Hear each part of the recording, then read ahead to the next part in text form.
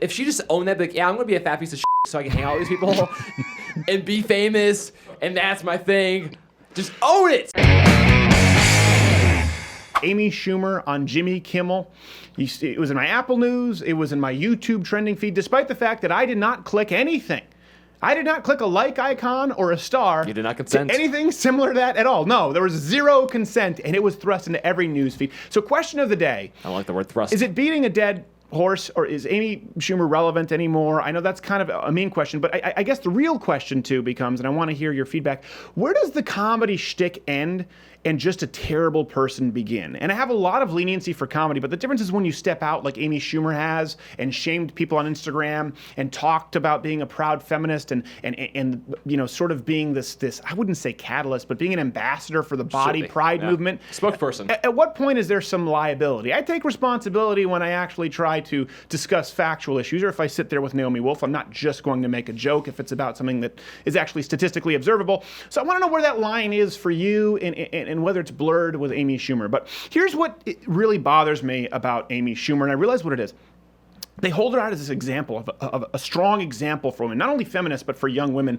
And she is literally doing all of the things that are guaranteed to make women, to lead young women into being unhappy. She encourages other women to engage in behavior that will make them completely miserable. Let's go to the first portion. I'm sure this won't surprise you. I know people just think like I stand on stage and talk about my vag, but I also... Yes. Well, it is on your LinkedIn profile. That's true. Some may say that's your calling card. Yes. Tampons, obviously, but nobody's ever like confronted me like, what's the circumference of your, like, what's your big hole? Well, I wouldn't go that far, because if someone takes a picture with you, you call it harassment.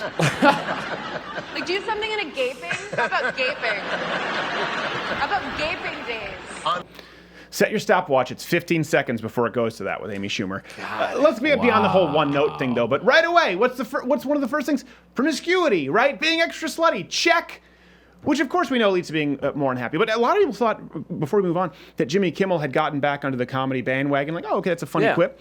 He wasn't joking. No. We actually checked Amy Schumer's LinkedIn profile. For sure. Yeah, it's there. If you look, she lists under strengths, jokes about vagina, intercourse with strangers, Old Navy commercials, taking offense, filling leather jackets, playing victim, and under weaknesses, face. And then if you look at experience, she wrote, every man south of 36th Street. And so I don't even know what that means. Well, you know what? Listen, it was a layup for Jimmy Kimmel. So she's talking about, right, this whole slutty thing. And if you look at what I'm proud, well, I don't have to be what women have told me to be. I don't have to be a shrinking violet. I don't have to be in the kitchen. Well, no, but you also don't have to be an absolute predatory whore. So research found, and you know what? Actually, I think people have gone back and watched this. I got into an argument with Amy Schumer a while back. I wrote a column about how just personally, my wife and I, we waited until we were married. We're Christians like that. That's what we did.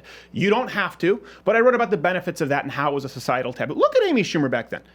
She was like, by the way, she was like 30 then. So, I mean, she was cute. She was cute enough.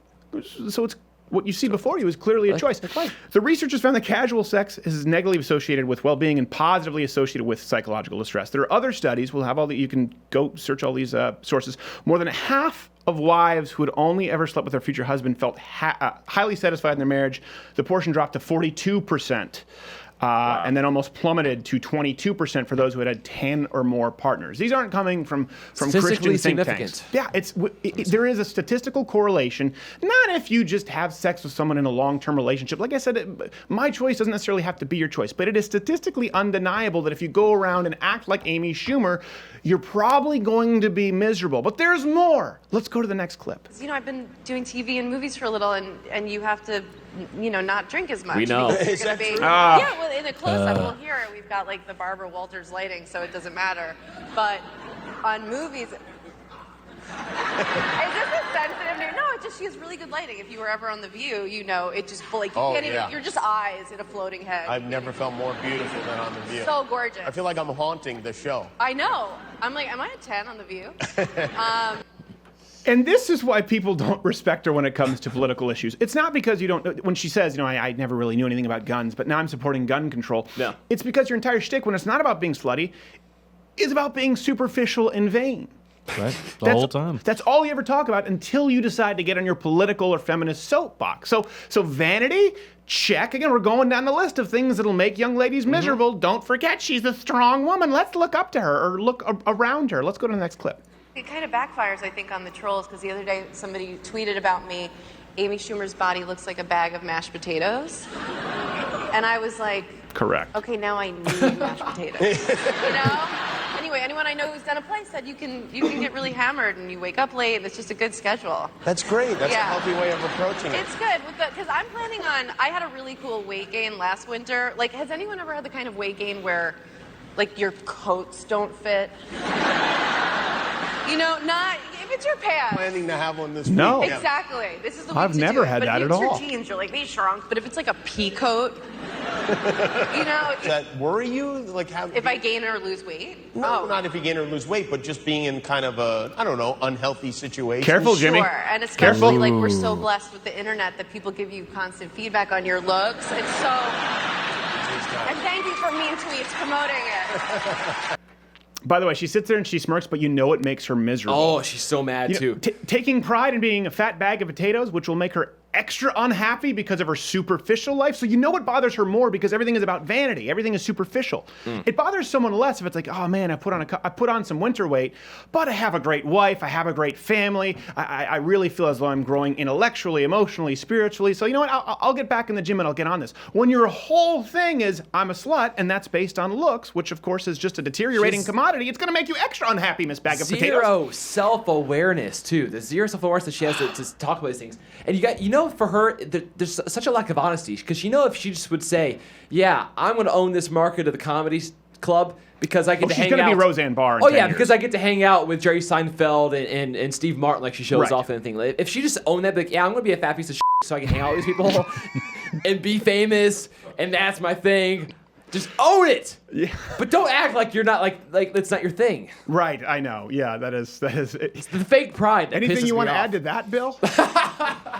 Look, I'm clearly too fat to be commenting on anybody doing anything. I mean, it's kind of sad because she's sitting there joking, like, oh yeah, it's fun, but you know it's not true, and she's obsessed.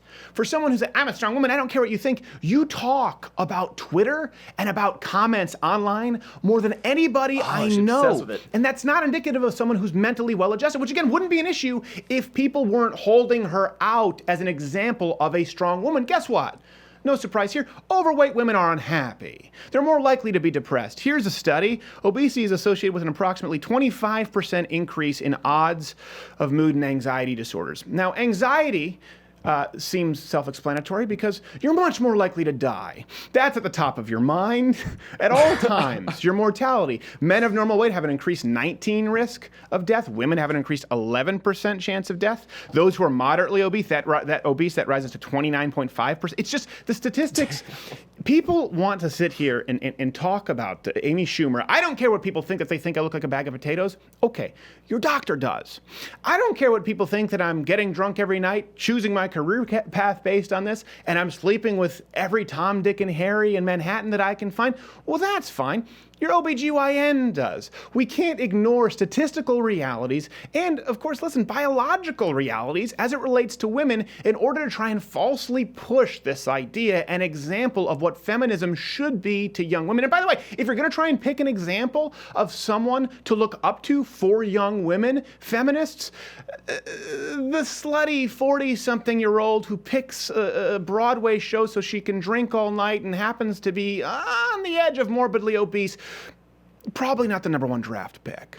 Fat, drunk, and stupid is no way to go through life, son. Hey, did you like this video? Of course you did. Unless there's something wrong with you, in which case you can comment below. What's your problem with this video? We want to hear from you, and we promise you 100%, I give you, my word is my bond, we'll answer every single negative comment. For those who are normal, you can leave a thumbs up and subscribe.